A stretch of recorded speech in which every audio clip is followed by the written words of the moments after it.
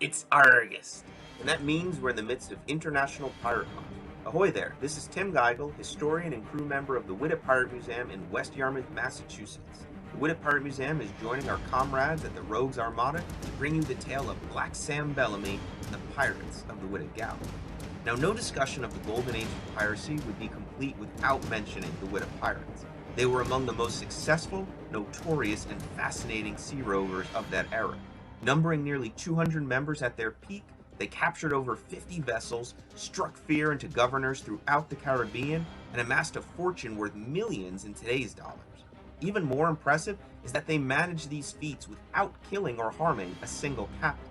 That's right. As far as the historical record indicates, the Whydah Pirates were so good at their craft that they got what they wanted through sheer audacity and intimidation alone. Adding to this legacy is the fact that the Whydah Pirates were a rather democratic and diverse crew.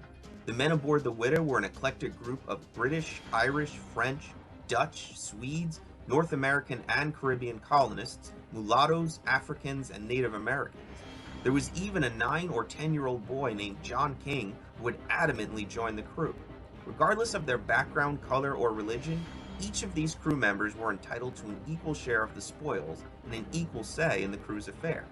Now that may sound shocking to hear a half-century before the American Revolution, but yeah, pirates voted. Every sailor who signed the articles had a voice on major decisions and elected the ship's officers and captain.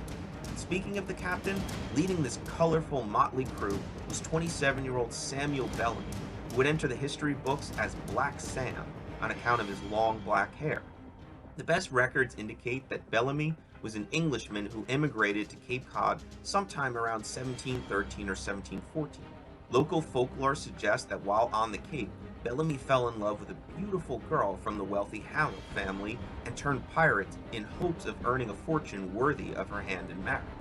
However he got his start, there's no denying that Samuel Bellamy's pirate career is nothing short of extraordinary. He started out with a crew of just a few dozen men and a pair of canoes, but worked his way up to commanding a small fleet with a 400-ton, 28-gun Whydah as the flagship and 150 to 200 pirates at his back.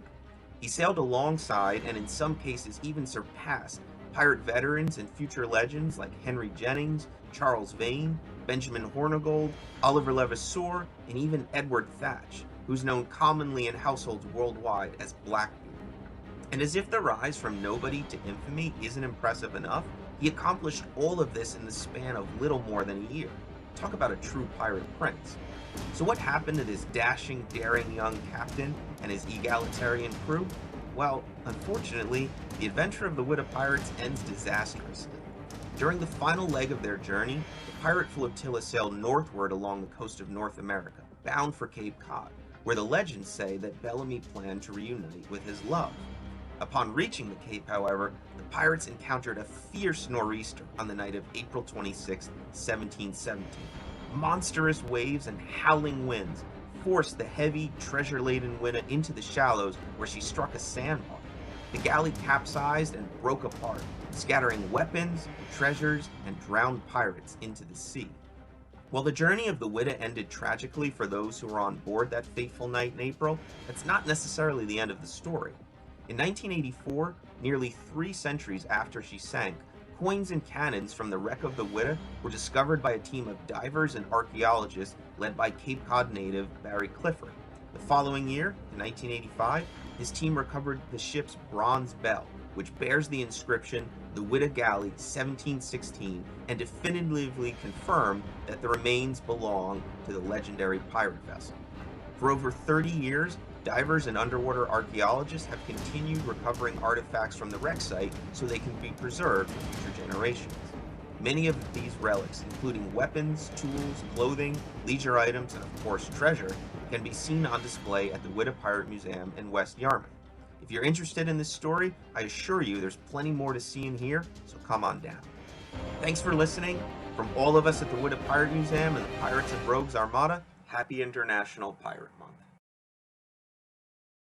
Hello mates, we hope everyone enjoyed that. We want to thank our mates at the Whydah Pirate Museum for that video.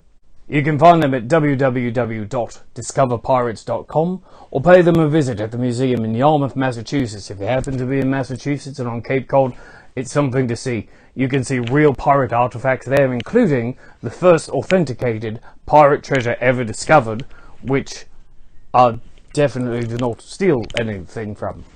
But what I am going to do with this is make a donation to Feeding America, which you can do as well.